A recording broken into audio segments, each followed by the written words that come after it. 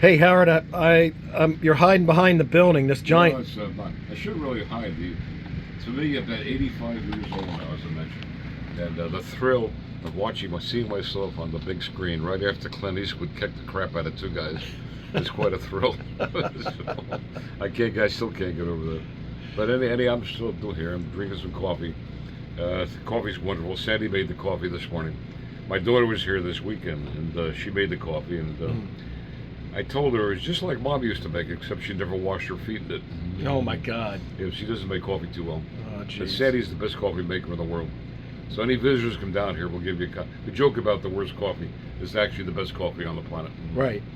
And this thing is so big. This is another one of in the series of O-scale buildings. The client decided he wanted a few more, so this is what, number 16? This is number 60. We thought we had 16, then we went back to 15, and somehow we forgot this. This is 16 here. All I right. call it the Latonsville Freight Station. Now, there is a town named Latonsville, as you just told me before, and right near Gaithersburg in Maryland. Right. But I don't know if they have a railroad or a freight station. No, I don't think so. The name was good, so it stuck. Yeah, it's absolutely beautiful. It's big too. Oh, yeah, there's a second station, Zilla. And we always talked about I'm working with Howard as an apprentice. Every building, no two are exactly the same. So folks, take a look at the windows on this particular building, and then on the building we're doing today, A little different. little different. We decided, Howard decided to use a different building, a different window, which I think is very attractive. And again, no two are exactly the same, but the flavor's there of the structure. I got to make changes. I can't build the same thing twice for two reasons. Number one, it bores the hell out of me. And number two, I'm selling uniqueness to a client. Right. Hey, this is the only one or one of a kind that's yours. Right. So I'm not going to build two exactly. Right. Now this fella, our client in California, he's took all these off existing buildings I built over the years. Right. But each one, he knows that each one I'm making slight changes. Right. And that's good.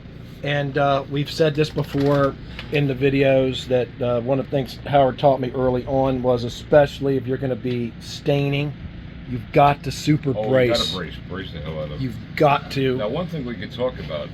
Now, over here, we had to piece this together because this only comes this wide. Now, can you see the joint? No. No. Take a look again. There's no way can you see the joint. Why? First thing you do is glue it like this. Tape it both sides. Then when it dries, you hit it with a wire brush and sandpaper. Okay. And it fills in it's just perfect. Right. There's no way you'd ever see the joint. Right. I mean, these are two pieces of Yeah. clapboard, and use goo. You can use goo for I the used to seam. go here, I'll pull this off. Yeah, Let's see. just goo the seam, There's the joint.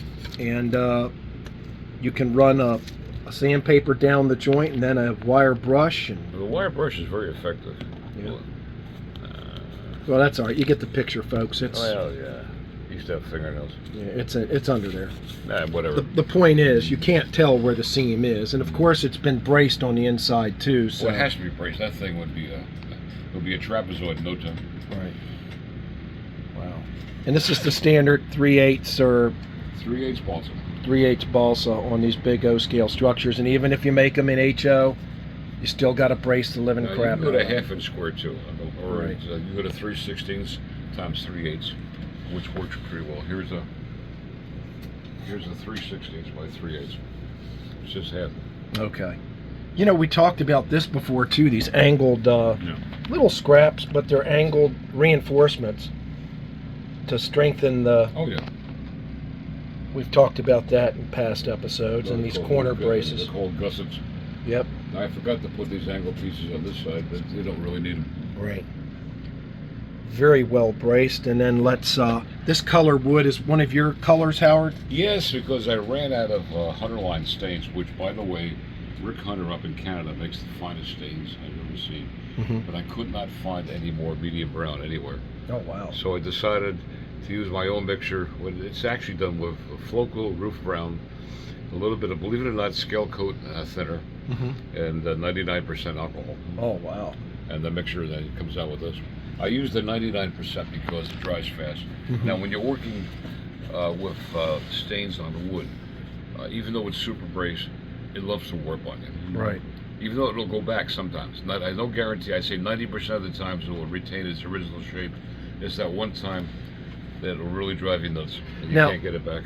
One of the things you taught me the other day was we had a building, and it warped, a wall warped, and I was going to take it outside in the direct sun and put it on the deck. No, you're going to take it outside and jump on it and curse at it. I was going to take it outside and let the sun bake it, and Howard said, no, let it relax in the room. In the environment. In the environment, in the normal room temperature. Well, we talked about that also when people start layouts, Al.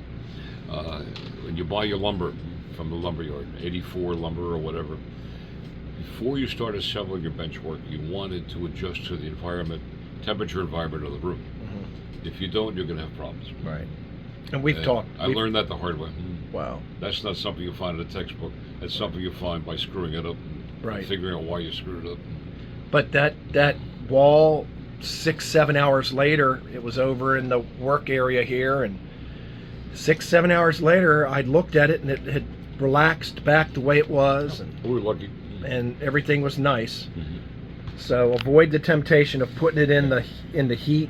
Now, in staining a building like this, it takes a lot of stain, but it works then because you are saturating the wood with this material, right?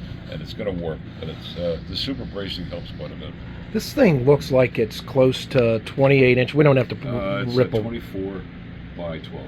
Okay. Not 24 by 10. It's big. And the height will be around 13. Yeah. And you notice, folks, leave a little space there for a nice poster, billboard, and for cyclones. Here, let's show the original. Yeah. The original has the overhanging roofs. You're going to be building this under my guys. Over here, this is cement. This over here, I've already made these parts. These are these. I have to elevate those a little bit. That's a board by board construction. This looks good. Here we'll have a concrete top. Right. And so we'll have a 2-level loading dock for low cars and high cars. We'll have the sign back here. We'll have some air vents because it's a big building. Right. It'll need super fenestration. And of course the usual fire escape, which I love doing fire escapes. Yeah, I need to add fire escapes on my layout. Well, these are pretty much outdoor stairwells or staircases versus a fire escape. Versus fire escape, you have the angles going down, the parallel angles. And this looks a lot nicer. Oh yeah, yeah. And you can see the roof is. As a fire escape, your angle is 60 degrees. On the outside stairwell, it's 45, which I think looks a lot nicer. Okay. So you don't use Tichy ready-made fire escapes? They're good, but no, I'd rather do my own. Okay. Now these I make out of. I don't know. See if I got over here. Here's one over at the box. Here's one over here. I make these, and these are kits. Here's the little pattern. You can figure any pattern you want. And then for the base, I'll use these signs. They're not signs, but fences. I cut these down. There's your base. Oh yeah. Which is perfect. Yeah. Wow. Who makes these? RS. Let's see. Let's find out. I don't know. That's a good question. And they make HO, I guess, in O scale. No, it's just O. I only found O. Scale. Who the hell? There it is. Is that? I saw something. Yeah. Here it is. RS laser kits. O scale stairs. They're simple to build, and they look great. And everything's laser cut. Well, Howard, thanks for showing us this. And the next time we fire up the video, this building will be very much along. Let's show it with the roof on. All right, let me pause this here. Folks, I was painting the roof outside, and there wasn't a cloud in the sky. Backyard, shooting a couple coats on the roof, and came back a half hour later, and it's raining outside. And I hopefully we'll be able to. What you see me do is I'm working the warps out of it. Right. Remember I told you, anything can be fixed. Right. So we don't worry about stuff like this. Right. All I got to do is put a piece in here and a few more supports inside. The warp is gone. Yep. Well, folks, thanks for watching this. And the next time we fire up the video, we will be much farther along on this building. Thanks, Howard. I appreciate it. Hey, thank you, Al.